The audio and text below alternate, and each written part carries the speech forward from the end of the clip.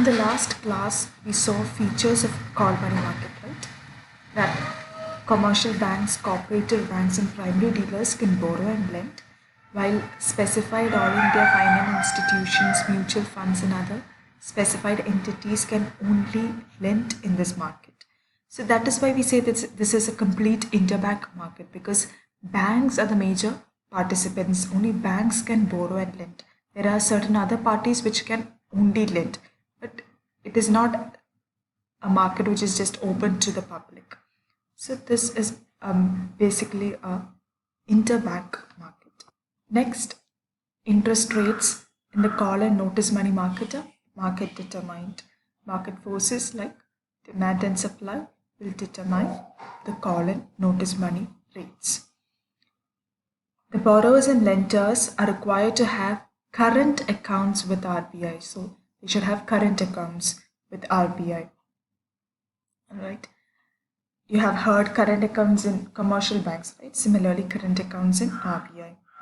It serves as an outlet for deploying funds on short-term basis to the lenders having steady inflow of funds. So similarly, like any other instrument here, people with steady inflow of funds or people with surplus amounts, that means people mean specified lenders, not everyone can lend here. Such lenders can deploy their funds or allocate their funds or invest their funds in call money market.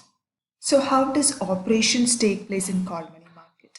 In call money market, it is over the telephone. It is a telephone market, you can see, because borrowers and lenders, they contact each other through the telephone. All right. And negotiations are made about the amount, about the interest rate to be charged, etc., through the telephone.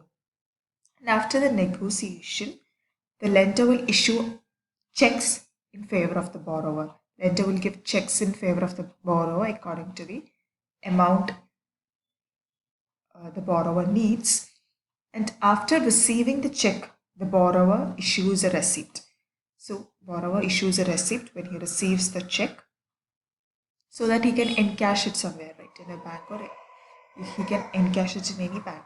So the borrower will receive the check and he will issue a receipt. And once the borrower pays the principal and interest amount, the receipt is returned to the lender. All right. So that is how call money market operates. Next, we shall see how call money markets operate in India. So usually these call money markets are located in developed industrial centers like Mumbai, Kolkata, Ahmedabad, Delhi, Chennai, etc. And you can see banks usually utilize it because banks can only borrow the money, and if they have excess funds also they can deploy in these instruments. And that is why it is called as interbank call money market, because banks are the major participants. Look at the first point. It is given to commercial banks to meet huge payments. So if they require huge money for a short period, they can go for call money market, bulky remittance, and to maintain statutory requirements with RBI. Banks have to maintain CRR, SLR, so they can use these call money instruments. They can maintain such reserves in the form of these call money instruments. Second, it is provided to the stockbrokers and speculators to deal in stock exchanges and bullion markets. So, when stockbrokers, you might have heard or not heard about intra trading. That is, within the day, you will buy and sell the shares, because you have seen that share prices always changes with seconds. You can see there will be change in share prices. So these stockbrokers just need funds for one day and they can make profits on that, and then they can repay back immediately also. So it is very helpful for stockbrokers and such speculators. Speculators are people who trade in speculation, in such price changes, etc. So it is helpful for those parties to deal in stock exchange and bullion market. Bullion market means all this gold, silver, and such precious metals. Market which deals with these metals are called bullion markets. Third, it is allowed to high status individuals for trade purposes to save interest on overdraft or cash credit. So this is a form of availing cash other than overdraft or cash credit, an alternative, and it is very beneficial for high status individuals like people with the dealing with the businesses of huge amounts, very huge amounts in crores. They can actually go for this instrument. Okay, high status individuals, their net worth will be very high. They deal in businesses of crores. For such individuals, for meeting their trade purposes, they can choose call money instruments. It is provided to the Discount and Finance Houses of India, DFHI, and Securities Trading Corporation of India to activate the call money. So these are certain, all India financial institutions which lend money to call money markets, and so they can actually activate these instruments by lending it when if banks need to borrow also they are active participants in the form of lending funds to call money market. It is given to bill markets to meet matured bills. So you might have heard of bills, which you'll also study later in this chapter. That is, bills are usually for 3 months. So when you have a 3 month period and after that it gets matured. So on the date of maturity, if you don't have necessary funds, you can avail funds from call money market and pay off the bills when it gets matured. So that is also how call money market is used in India. Next, we'll see the merits of call money market. The first one is profitability. That is, when the call money rates are very high, banks can invest their surplus funds in call money market and earn returns, earn profits. Second is high liquidity. That is, here you can recall the money at any time. And you can see these are short term, very, very short term instruments also. So here it is very liquid. You can easily convert it into cash. And if you have large payments also, you can easily avail loans and pay off these payments and remittance without any difficulty. So here the major benefit is that you can recall it at any time. So it is very liquid. Helps to maintain statutory reserve requirements. As we told earlier, banks can maintain CRR and SLR in the form of called money instruments. It is safe because participants have strong financial backing. Alright, you can see that the major players are commercial banks and cooperative banks, primary dealers, foreign banks, then all India financial institutions like IDBI, LIC, GIC, NABARD, DFHI. So all these instruments, you can see they have strong financial backing. So you are sure that even if you lend money to them, they will repay it back. Though it is not a secured loan, they don't ask for any security while providing the loan. It is still safe because the participants have strong financial backing. And another thing is that here there are no brokers, so there is no one to charge brokerage fees on banks. Such expenses are also not there.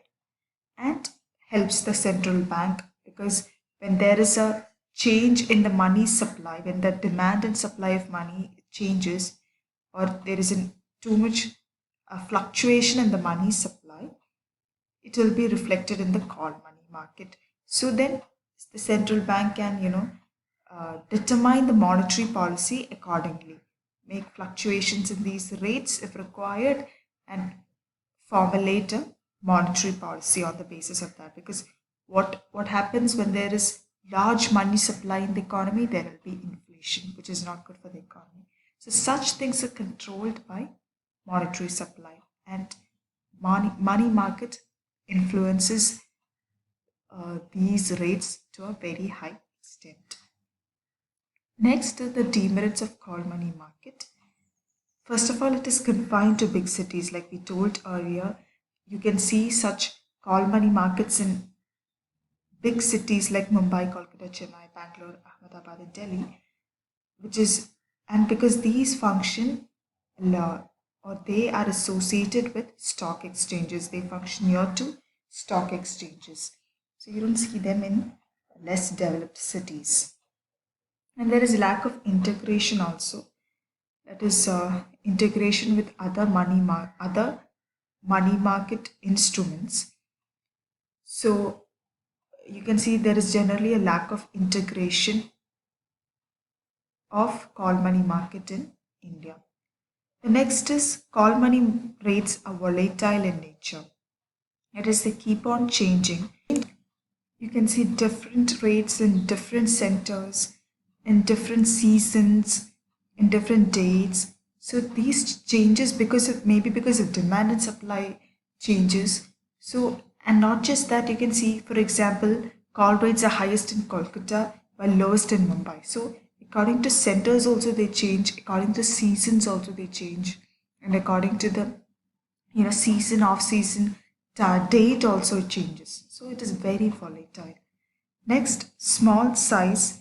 So the call money market in India is comparatively smaller in size than the money market in call money markets in UK and US. And finally, commercial banks are not inclined to offer loans to brokers and dealers in bills and securities. They are doubtful while providing loans to these parties, to brokers and dealers in bills and securities. So first we learned about call money market. The second important money market is sub money market is commercial bill market or discount market. Now, what is a commercial bill or bills of exchange? It is a bill which is a written instrument containing an unconditional order. What do you mean by unconditional order? That means we don't keep a particular contingent event to happen for the bill to be executed. For example, I say that only if A marries B on so and so date, I'll pay the amount. So there is a condition being established there. So such a condition should not be there because that is a contingent event. You're not sure that A will marry B. So it should be an instrument containing unconditional order. The bill is signed by the drawer, directing a certain person to pay a certain sum of money only to or order of a certain person or bearer, or to the bearer of the instrument at a fixed time in future or on demand. So again, there's a drawer and a drawee. And drawer is the person is the maker of the bill of exchange to whom the drawee has to pay the amount. All right, on future or on demand.